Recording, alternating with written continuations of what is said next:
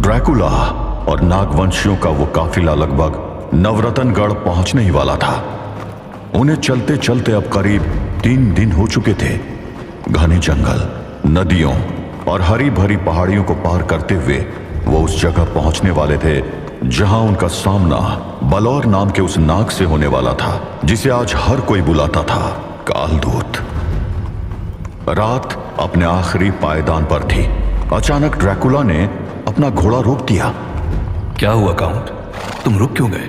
Dracula के रुकते ही सारा काफिला अपनी जगह पर थम गया। ड्रैकुला ने राजा नागनाथ की किसी बात का जवाब नहीं दिया। उसे वहां किसी के होने का एहसास हो रहा था। उसको ऐसा करते देख अनीता तुरंत समझ गई कि माजरा क्या है। खतरा, ब्लैड को खतरे की महक आ रही है। अचानक वहां बिल्कुल सन्नाटा हो चुका था।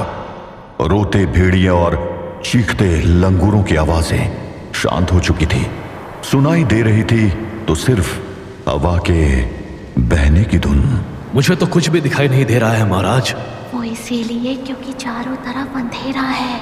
हम नागों को रात में दिखाई देता है लड़की, शांत रहो। उन चारों के अलावा उनके साथ 20 नाग सैनिक भी थे जो घेरा बनाकर चारों तरफ देख रहे थे। किसी को कुछ समझ नहीं आ रहा था और ना ही कुछ दिखाई दे रहा था सिवाय उसके जिसे 400 सालों से रात में देखने का एक्सपीरियंस था। एक तीर उड़ता हुआ राजा नागनाथ की तरफ लहराया, लेकिन अचानक ड्रैकुला बिजली की गति से हिला।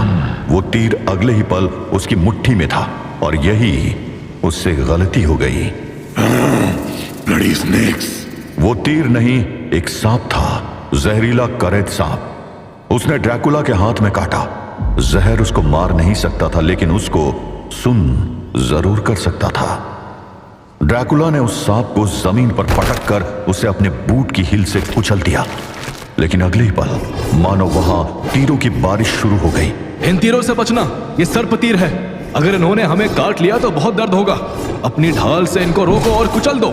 सेनापति, तुम मिस अनीता को बचाओ, उनके लिए जहर घातक हो सकता है। मैं काउंट को देखता हूं। अगले ही पल नाग सैनिक उन सर्प तीरों से बचते हुए उनका सर कुचल रहे थे। सेनापति पदम सिंह ने अनीता को ढक लिया था। वो एक भी सर्प तीर को उसके पास नहीं पहुंचने दे रहा था। राजा नागनाथ ने ड्रैकुला की तरफ देखा। जहर ने ड्रैकुला पर असर करना शुरू कर दिया था। वो अपने घुटनों के बल बैठा हुआ था, लेकिन उसकी आवाज में दर्द नहीं था, उसकी आवाज में गुस्सा था। तुम ठीक हो ना काउंट? ये करैत सांप का जहर है, नाग के बाद सबसे जहरीला सांप। ये नागों की तरह इच्छाधारी नहीं होते, लेकिन एक हाथी को भी मिनटों में मार सकता है। नर्वस सिस्टम को सुन्न कर देता है। तुम अगले ही पल राजा नागनाथ को अपनी आंखों पर यकीन नहीं हुआ। ड्रैकुला अपने पैरों पर खड़ा हो चुका था। उड़ते हुए वो तीर ड्रैकुला के शरीर से चिपकते ही करैत सांपों में बदल रहे थे। वो उसे डस रहे थे, लेकिन उस पर कोई असर नहीं हो रहा था।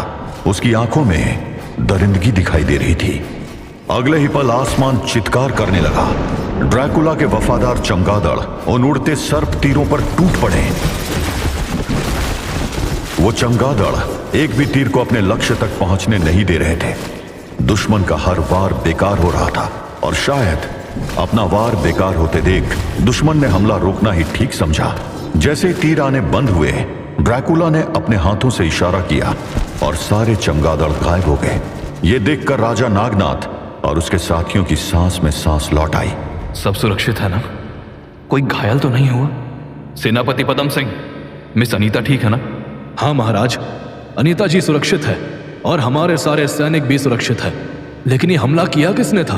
किसी के भी पास सेनापति पदम सिंह के सवालों का जवाब नहीं था।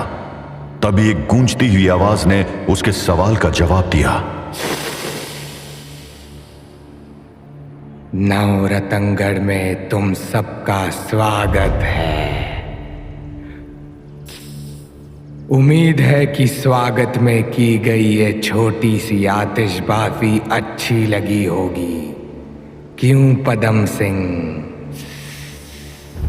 उस आवाज को सुनकर राजा नागनाथ के चेहरे पर नफरत साफ दिखाई देने लगी। बलौर? हाँ, मैं बलौर, लेकिन अब मैं इस नाम से नहीं जाना जाता हूं। हजारों साल तक पूरी दुनिया घूमने के बाद अब वो पुराना नाम अच्छा नहीं लगता है मुझे। अब मेरा नाम कालदूत है, क्योंकि मैं हूं काल का दूत, तुम सबके काल का दूत। बलौर की वो बातें उस अमर दरिंदे के कानों में चुभ रही थी, वो जो उसी का अंत करने यहां आया था। तू चाहे अपने को कालदूत बुला या कुछ और, मैं यहां तेरी मौत का फरिश्ता बन के आया हूं। अगर दम है तो सामने आ, मेरे पास ऐसी धमकियों के लिए टाइम नहीं है।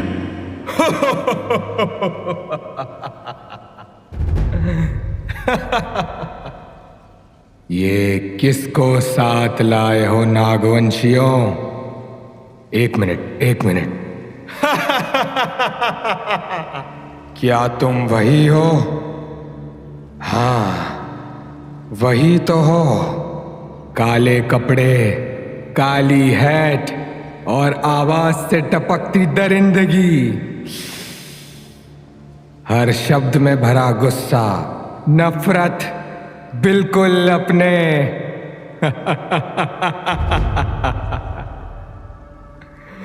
बिल्कुल अपने बाप की तरह। तुमसे बहुत छोटी सी मुलाकात हुई थी रोमानिया में, तब पता नहीं था तुम्हारे बारे में, लेकिन सुना है बहुत नाम कमा लिया है तुमने तब से। बोला ना, इन सब का टाइम नहीं है मेरे पास, सामने आ। बिल्कुल व्लाद, बिल्कुल आमना सामना करूंगा तुमसे, पर वो क्या है ना कि अभी सवेरा होने वाला है और मुझे दिन में सोना बहुत पसंद है। रात को मुलाकात होगी व्लाद, अगर रात तक तुम सब जिंदा बच पाए। मेरे प्रस्तर सर्प तुम्हें सूरज निकलने से पहले कुचल देंगे। खत्म कर दो इन सबको। बलौर के आदेश देते ही वहां जमीन कांपने लगी। ये हो क्या रहा है? प्रस्तर सर्प, ये किस बला का नाम है महाराज? इससे पहले कि राजा नागनाथ कोई जवाब देता, जमीन फट गई। किसी को भी अपनी आंखों पर यकीन नहीं हो रहा था। सामने 20-20 फीट लंबे 1 दर्जन नाग खड़े थे। उनके फन अटैक मुद्रा में फैले हुए थे और उनका शरीर मांस का नहीं बल्कि चट्टानों से बना हुआ लग रहा था। ये किस तरह के नाग हैं? आज से पहले तो कभी इनके बारे में ना पढ़ा ना सुना। सब के सब हैरान थे, सिवाय उसके जिसका क्रोध हर बीतते सेकंड के साथ बढ़ता ही जा रहा था। बस बहुत हुआ, सबको पता है कि मैं मर नहीं सकता। अब देखता हूं इन पत्थर के नागों को। ड्रैकुला उन प्रस्तर सर्प से लड़ने के लिए तैयार था और उसे इनका खात्मा सूरज निकलने से पहले ही करना था, क्योंकि सूरज की रोशनी में उसकी शक्तियां काम नहीं करती। लेकिन धरती पर चल रहे उस घटनाक्रम से दूर एक ऐसी जगह भी थी जहां ऐसी कोई दिक्कत नहीं थी। वो जगह थी नर्क की एक रियासत द्वात, क्योंकि नर्क के किसी भी हिस्से में कभी दिन नहीं होता है और द्वात के पहरेदार अनुबिस इस बात को अच्छे से जानता था। द्वात के रक्षक अनुबिस को खबर मिल चुकी थी कि इब्लिस और लूसीफर की सेनाएं उसकी तरफ बढ़ रही है और इसलिए वो अपने फौज को जगा रहा था। रफ मारबे द्वात यहताजक हिमायत द्वाजन दारमा अलर्तफा अलर्तफा अलर्तफा। एनुबिस के मंत्र पढ़ते ही जमीन कांपने लगी और लाखों कुत्तों की शक्ल और इंसानी जिस्म वाले सैनिक वहां की मिट्टी से पैदा हो गए। उनके शरीर अनुबिस की ही तरह चमकते हुए काले रंग के थे। सबके हाथों में लंबे लंबे भाले थे तैयार हो जाओ मेरे योद्धाओं। दुआत की रेत को उनकी लहू से लाल करना है जो ये सोचते हैं कि वो हमें हरा सकते हैं। तैयार रहो, दुश्मन आता ही होगा। नर्क युद्ध एक बार फिर शुरू होने वाला था। एनुबिस पूरी तरह तैयार था। तभी उसे एक आवाज सुनाई दी। अनुबिस, कैसे हो मित्र? यामा, ये तुम हो? हाँ अनुबिस, ये मैं ही हूं, यमराज। कहो यामा, क्या कहने आए हो? इब्लिस और ल्यूसिफर की सेना तुम्हारी तरफ बढ़ रही है। पता है मुझे, मैं तैयार हूं। मेरी सेना तैयार है। इसे तुम सेना कहते हो? इब्लिस और लूसीफर दोनों की सेना तुमसे बहुत ज्यादा है। जानता हूं, और तुम ये सब मुझे क्यों बता रहे हो? तुम नरक के नियम जानते हो अनुबिस? महादेव ने पिछले नरक युद्ध के बाद ये नियम बनाए थे। मैं तुम्हारी मदद तब तक नहीं कर सकता हूं जब तक तुम खुद मदद न मांगो। यमराज की वो बात सुनते ही एनुबिस जोर जोर से हंसने लगा। तुम्हें ऐसा क्यों लगता है कि मुझे तुम्हारी मदद की जरूरत है? अनुबिस आज तक अकेले ही लड़ा है और आज भी अकेला ही लड़ेगा। बेवकूफी वाली बातें मत करो अनुबिस। दुश्मन बहुत ताकतवर है, तुम उन दोनों से लड़ नहीं पाओगे। वो दोनों कौन सा साथ में आ रहे हैं? क्या पता दोनों आपस में ही लड़ पड़े। दोनों ही मेरे नालायक और गद्दार भाई वेवाद को आजाद करवाने आ रहे हैं, लेकिन अपने अपने मतलब के लिए।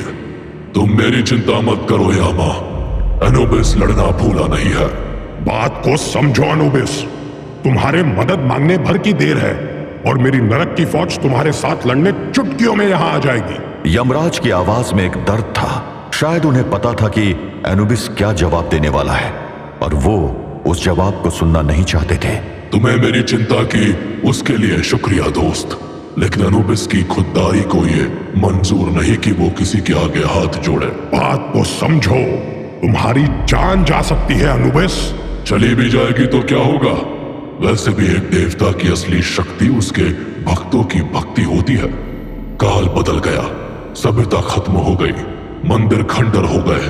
अब बिना भक्त के इस अस्तित्व का क्या ही मतलब बचा है दोस्त। जाओ, जाकर अपनी तैयारी करो। अगर आज अनुबिस शहीद हो गया तो शायद इनकी सेना तुम्हारी तरफ ही आएगी। तभी एनुबिस को दूर उड़ती हुई रेत दिखाई दी। दुश्मन आ गया है यामा। जीत गया तो दोबारा बात होगी, वरना अलविदा यामा मेरे दोस्त। यमराज की आवाज उसके बाद वहां सुनाई नहीं दी। सुनाई दे रहा था तो सिर्फ एक भयावह शोर, शैतानों की फौज के आने का शोर, नर्क युद्ध के आरंभ होने का शोर।